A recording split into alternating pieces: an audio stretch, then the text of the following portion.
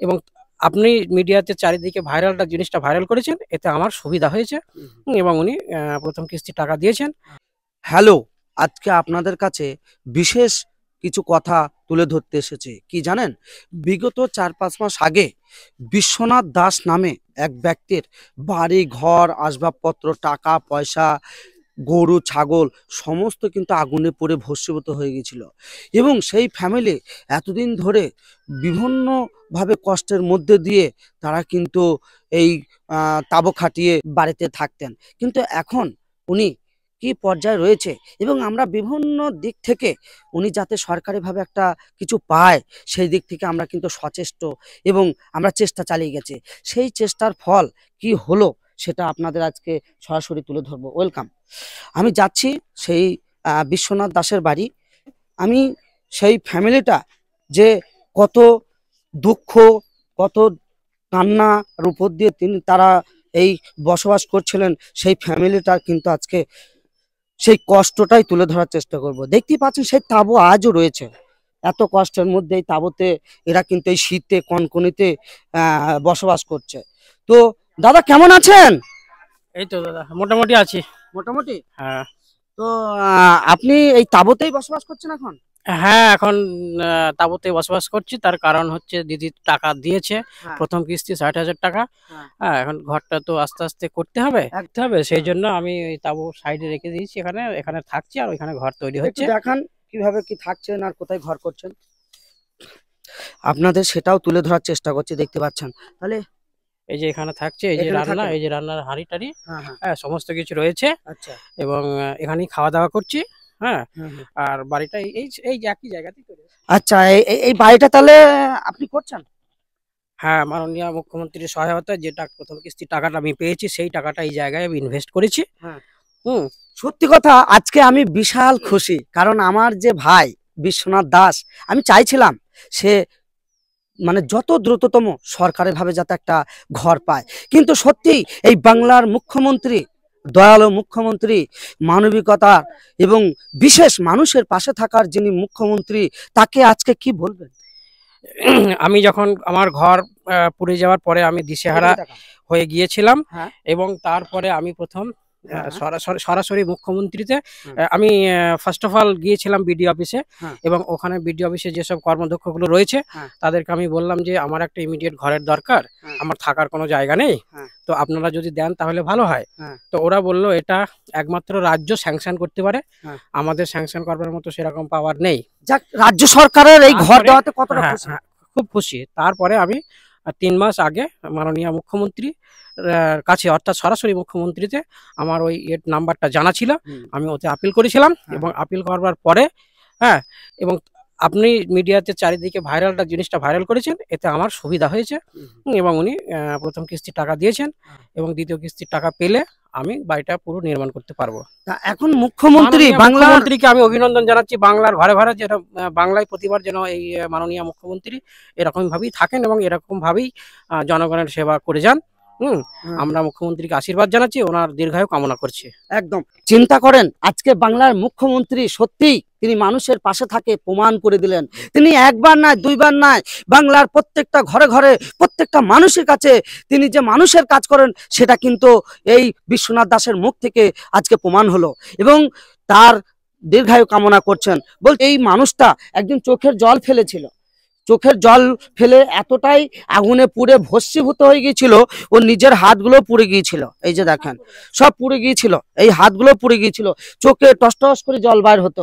কিন্তু সেই চোখের জল বাইর করা দেখে আমি কিন্তু মানে হতভম্ব হয়ে গিয়েছিলাম যে এই মেয়েটা আজকে আমার নিজের যদি বোন হতো, আজকে আমার নিজের যদি দিদি হতো, এই চোখের জল কি সহ্য করা যায়? কিন্তু আজকে আমি বাংলার মুখ্যমন্ত্রীর মানে প্রেরণায় যে একটা ঘর পেয়ে একটা বাসস্থান তৈরি হচ্ছে, এটা কিন্তু অনেক আনন্দ সুখবর। এখন কেমন লাগ, পশ্চিমবঙ্গ সরকার তো ঘর দিয়েছে, হ্যাঁ দিয়েছে, এখন তৈরি শুরু করেছেন তো? হ্যাঁ করেছি। তা কতটা খুশি, ভালো লাগছে তো? হ্যাঁ ভালো লেগেছে। তা এই তাবু খাটি তো অনেক কষ্টের মধ্যে এই শীতকালটা পার করছেন দেখছি, হ্যাঁ হ্যাঁ করছি। তাই না? হ্যাঁ এবং আপনার ছেলে আছে, তাকে কষ্ট করে নিয়ে আজকে এই পরিস্থিতিতে আপনি বসবাস করছেন। হ্যাঁ হ্যাঁ করছি। তা কি বলবেন, এখানে অনেক মানুষ কিন্তু আপনাদের জন্য চেয়েছিল যে তাদের পরিবারের সংসারের কি সত্যিকারেরই কিছু মানে হেল্প পেলো, তারা কি ভালো আছে, অনেকেই জানতে চায়। এখন কি বলবেন তাদের কাছে? কি বলবো এখন, কিছু বলার নেই। অনেক কিছুই তো হারিয়ে ফেলেছেন। হ্যাঁ, সবকিছুই হারিয়ে ফেলেছি, এখন ঘরটা হয়ে গেছে। সরকার পাশে দাঁড়িয়েছে। হ্যাঁ হ্যাঁ, তা দাঁড়িয়েছে। এই বাংলার উনি না থাকলে হবে না তো আমাদের। একদম। তা বাংলার মুখ্যমন্ত্রী সম্বন্ধে কি বলবেন? উনি ভালো তো, অনেক ভালো। ভালো। হ্যাঁ, উনি এবং আমাদের পাশে দাঁড়িয়েছে, আমাদের ঘরে একটা সাহায্য করেছে। এখন হাফ পেয়েছে। বাংলা এলাকার কারা দাঁড়িয়েছে? এই এলাকার সমস্ত তৃণমূলের নেতারাই আমার পাশে দাঁড়িয়েছে। আচ্ছা, তৃণমূলের সমস্ত নেতারাই আমার পাশে দাঁড়িয়েছে। তাদের অসংখ্য ধন্যবাদ। তাদেরকেও আমি অসংখ্য ধন্যবাদ জানাচ্ছি এবং মাননীয় মুখ্যমন্ত্রীকেও আমি ধন্যবাদ আগে বলেছি এবং জানাচ্ছি। হ্যাঁ, ওনার দীর্ঘায়ু আমি কামনা করছি। এরকম মুখ্যমন্ত্রী যেন প্রতিবার আসে। হ্যাঁ, তো আমার মাননীয় মুখ্যমন্ত্রীর কাছে একটাই আবেদন, আমি ঘর মাননীয় মুখ্যমন্ত্রী আমাকে দিয়েছে এবং দ্বিতীয় কিস্তি টাকা আমাকে দেবে, আমি ঘর নির্মাণ করব।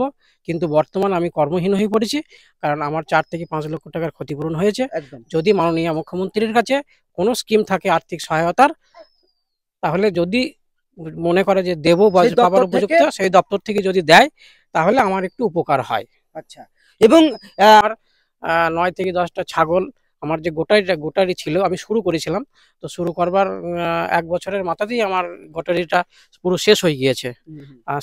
সেই কারণেই আমি মাননীয় মুখ্যমন্ত্রীকে অনুরোধ করব, ঘরের পরে যে যদি কোনো সরকারি আর্থিক সহায়তা স্কিম থাকে, যদি কিছু দেয়, তাহলে আমি আবার কর্ম জীবনে ফিরে আসতে পারি। এটাই আপনি বার্তা দিতে চাইছেন? এটাই আমার মূল বার্তা। আপনারা শুনতেই পেলেন, এবং পিছনে কিন্তু প্রচুর মানুষ ক্যামেরা, যাদের কি পরিস্থিতি হয়েছিল বিগত দিনে, এই আশেপাশের প্রতিবেশী তারা কিন্তু অনেকেই এখানে উপস্থিত রয়েছেন। তো আমি এইটুকুই বলবো, বিশ্বনাথ দাসের বিগত যেভাবে আগুনে পুড়ে তার বাড়ি ঘর ছাগল সমস্ত কিছু ছাই হয়ে গিয়েছিল, এরকম যাতে আর কারো না ঘটে। এবং আজকে ওনার যে কর্মহীন হয়ে পড়ার এবং উনি যে ঘর ছিল না, সেই ঘর কিন্তু পেয়েছেন। এবং বাংলার মুখ্যমন্ত্রীকে শতবার মুখ্যমন্ত্রীর নামে প্রশংসা। আমি মুখ্যমন্ত্রীকে স্যালুট জানাচ্ছি পশ্চিমবঙ্গের তরফ থেকে, এবং পশ্চিমবঙ্গের একজন নাগরিক, একজন ভোটার হিসাবে আমি, আমার ফ্যামিলি সবাই মুখ্যমন্ত্রীকে স্যালুট জানাচ্ছি এবং আন্তরিক শুভেচ্ছা প্রীতি অভিনন্দন জানাচ্ছি এবং মুখ্যমন্ত্রীর দীর্ঘায়ু কামনা করছি। শুনতে পেলেন তো? অবশ্যই এই ভিডিওটা এবং এই মানুষের মনের কথা এবং পশ্চিমবঙ্গ সরকারের কাছে কত বড় উপকার পেলেন, এই কথাটা একমাত্র এই রাখিব মিডিয়া 01ই তুলে ধরতে পারে। এবং এই মনের কথাটা রাখিব মিডিয়া চ্যানেলের মাধ্যম দিয়ে পশ্চিমবঙ্গের বিভিন্ন প্রান্তে মানুষকে দেখার সুযোগ করে দিতে পারে। তাই অবশ্যই আপনারা এত বেশি বেশি এই ভিডিওটি শেয়ার করবেন, যেভাবে পশ্চিমবঙ্গের মুখ্যমন্ত্রী যেভাবে বিশ্বনাথ দাসের পাশে দাঁড়িয়েছে, অসংখ্য অসংখ্য বারবার কিন্তু তাকে সম্মান জানাচ্ছে, সেলুট জানাচ্ছে, এবং ঘরে ঘরে যাতে এইরকম মুখ্যমন্ত্রীর মতো মানবিকতার মানুষ যাতে জন্মায়। হ্যাঁ, এটা তো সত্যি কথা। এবং তৃণমূলের এই অঞ্চলের দাপটের নেতা শ্যামল ভট্টাচার্য মহাশয়, উনিও এসেছিলেন। উনি সেই সময় আমার পাশে দাঁড়িয়েছিলেন এবং আমাকে 1000 টাকা দিয়ে সহায়তাও করেছিলেন।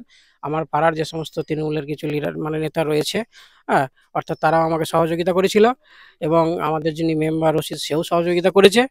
এবং আমি মাননীয় এমএলএ বিধায়ক আমাদের কল্লোল খান মহাশয়কেও আমি ফোন করেছিলাম। উনি বলেছিল তুমি ঘর পাবে, চিন্তার কোনো কারণে উনি আমাকে আশ্বাস দিয়েছিলেন, এবং প্রত্যেকের সহযোগিতায় আমি ঘরের প্রথম কিস্তির টাকাটা পেয়েছি। হ্যাঁ, এবং দ্বিতীয় কিস্তির অপেক্ষায় আমি বসে রয়েছি। অসংখ্য ধন্যবাদ। অবশ্যই আপনারা ভালো থাকবেন, সুস্থ থাকবেন। আমি আপনাদের সকলের প্রিয় ভাইজান রাখিব মিডিয়া। Hello India.